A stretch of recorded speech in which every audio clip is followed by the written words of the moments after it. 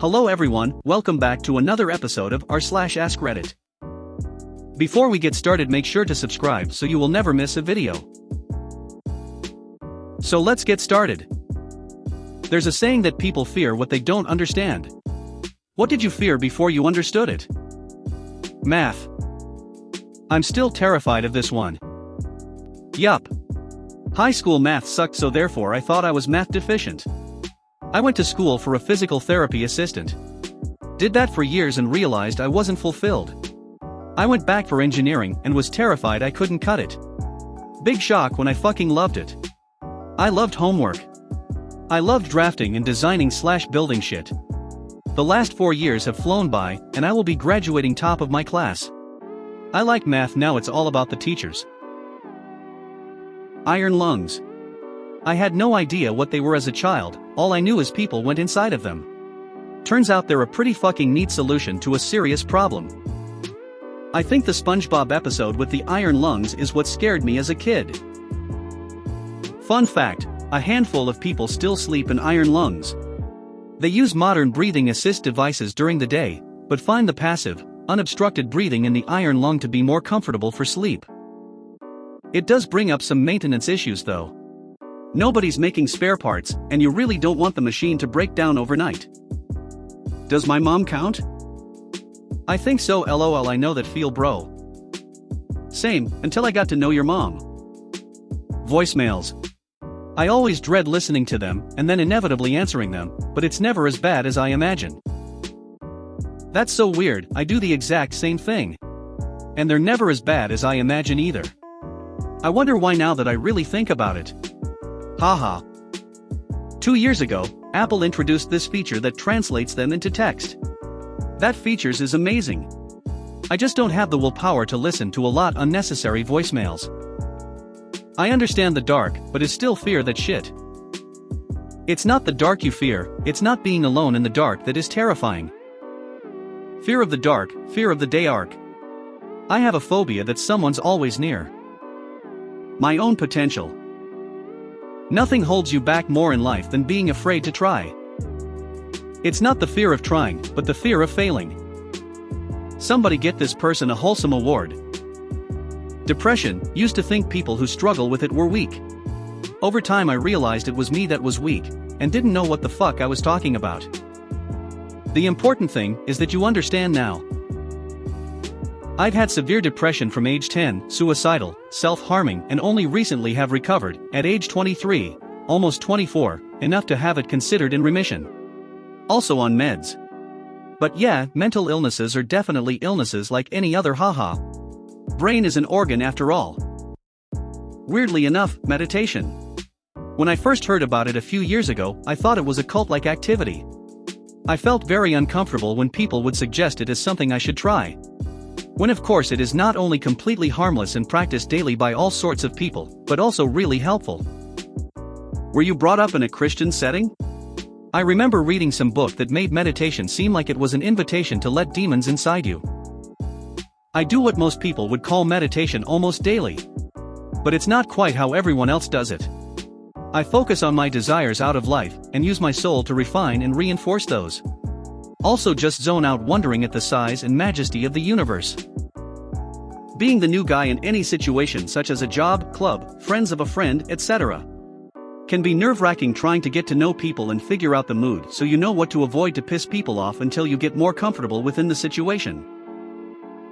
Meanwhile me at my first job, not having a choice because all the guys working there couldn't stay quiet for more than a few minutes, while my friend and I were quieter but immediately loved. Got nicknames, got J to insult wars, learned many things, all with the jolly old guys we worked with. Blindness. I was prepared for it in a sense since I can remember, I knew I'd go blind. But nothing really prepared me for the moment I fully lost my sight. It was horrible, but after I came to terms with it, I have come to understand that it is a unique and beautiful part of myself that I would never change or trade away. For anyone wondering, there's tools for the blind to use social media and digital stuff. Also, sometimes people get someone else to browse the internet with them, since they can't see. In a way, being blind was powerful. It forced me to listen. And when you're blind, people underestimate you. Thunderstorms. I was terrified of thunderstorms and tornadoes when I was a kid. It was so bad that I would fear puke if I saw dark clouds. One day in second grade, it stormed during class and I ran to the front of the room to throw up in the trash can. My teacher sent a couple of books home with me about how thunderstorms and tornadoes work. After reading the books, I became fascinated and excited by storms instead of helplessly terrified. Your teacher sounds very sweet. LMAO, I'm still terrified of them. As someone in the mental health field, suicide. Can't say I fully understand it, but I am vastly more capable than I used to be of coming alongside someone who is hurting so bad that they want to take their life. It still scares me, but it's also an honor when clients are willing to let me journey through the dark with them. Journey through the dark to reach the light. Like Assassin's Creed, we walk in the dark to serve the light. You are a bona fide passive assassin. Quicksand. I thought that it was a huge problem back when I was youngling. Illustrated animations portrays it as a very dangerous thing. But it really isn't. Other than that, I think depression. I've observed humans that was afraid of depression. They were afraid to appear weak in front of the fellow kind. But there is nothing to be afraid when asking for help. There's a Radiolab episode about the prevalence of quicksand in 20th century pop culture, which might explain why you thought it was such a menace. It's funny you say that. I feel like growing up and watching TV as a kid, quicksand was always featured for some odd reason. Like maybe weekly on cartoons and such. It became a fear of mine. I remember asking my mother about it. As an adult, I never see a thing about it. What the fuck were we watching? How hot dogs were made. People told me to never find out how hot dogs were made, as if it were some satanic ritual where they spill the blood of a dog onto a normal wiener, or that they were made out of ground-up hoofs and eyes left over from animals. I soon found out they were made out of just normal old meat. I worked in a meat packing plant and saw it every day. Then we had to have a meeting and go over safety procedures because a guy got degloved by the machinery. Now I both fear and understand how hot dogs are made. Microwaves. Growing up, there was about 7 years where we didn't have a microwave. Since I didn't use them, I started to really think that something that could heat up food so damn fast had to use some unhealthy means to do so. Now, after 10 years in the STEM field, I can confidently say that I don't fear microwaves anymore. My father was so terrified of nukers that the first few times he ate something from them, he got the shits.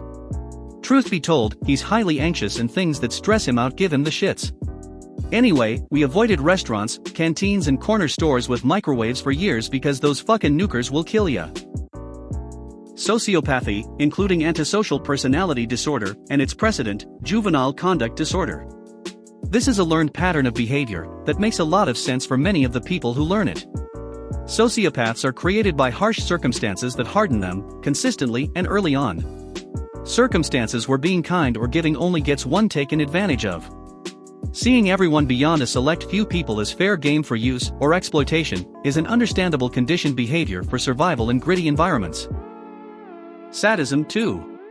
Sadism is conditioned by forcing a child to bear what feels like far more than their fair share of suffering and pain, for no understandable reason, and with no way of reliably stopping it. This creates a deep well of resentment and a life experience that very few people can relate to. Sadists harm others out of a deep and unmet longing to have others relate to them and their experience of the world. It also makes the grossly unfair suffering they've endured feel a little more normalized and easier to accept, if they can see others suffering as they did, even if that means they have to create this. This is why a lot of sadists target victims that appear to them as innocent, beautiful, unblemished, and picture-perfect. Such targets trigger their anger at the unfairness of their painful experience of life, and from their warped perspective, need to be given something to cry about in order to balance the cosmic scales of justice. Most sociopaths are not sadists, and most sadists are not sociopaths, although it's not uncommon for one to also be the other. They're two different maladaptive coping mechanisms, conditioned by two different kinds of life stressors. In the environments that condition sociopathy, a lot of the danger and suffering in their world is experienced by other people around them, and is only potential for them. In the environments that condition sadism, by contrast, the suffering feels much theirs and theirs alone, and very much actualized. I stopped being disturbed or scared by sociopathy and sadism when I realized that these people are not monsters. Almost any person, exposed to the right environmental influences at the right junctures, could become either one. This gives me a grudging compassion for them, and more sadness toward them and their victims than fear. Perhaps paradoxically, this change in my understanding and my attitude has made it easier for me to identify warning signs of a person with either type of darkness, and keep a safe distance from them. Cultural diversity.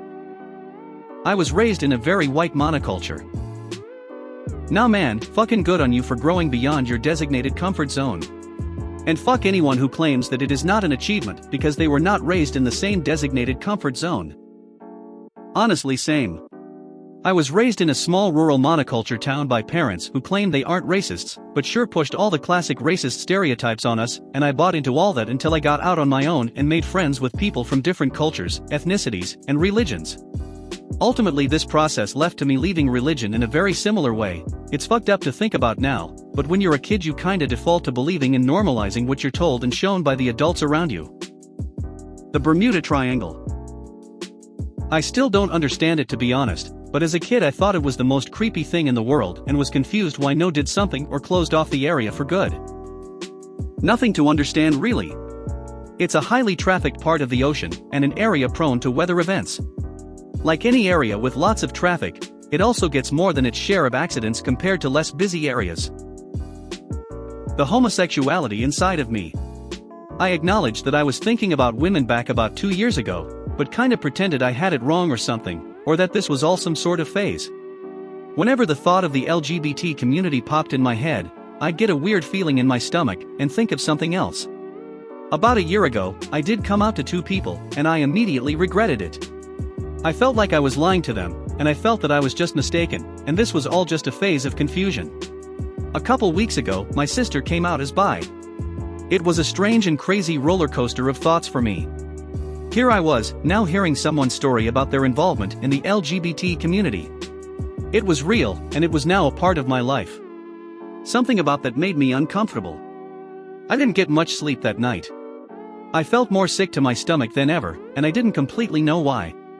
I decided this was probably just a regular reaction to a close family member coming out, and that I just had to let it sink in, and I would magically be fine and continue living my totally and completely straight life, in which I, the main character, was definitely and absolutely not gay. Right. Days passed, and I realized. I'm not wrong, I'm not mistaken, I'm not confused. I'm bisexual. I've felt a lot better since that day. I'm so glad that I just took a minute and reflected. Now, I'm not afraid. I'm not wrong, and I'm not lying. My sexuality is a part of me, and it's who I am. Sometimes I think about coming out. If my sister could do it, why can't I? While I'm not sure that I'm ready to do it now, I know that someday, I will do it, and that day will be glorious. If you made it to the end of the video, thanks for watching. Don't forget to like, subscribe and share, and we will see you in the next video.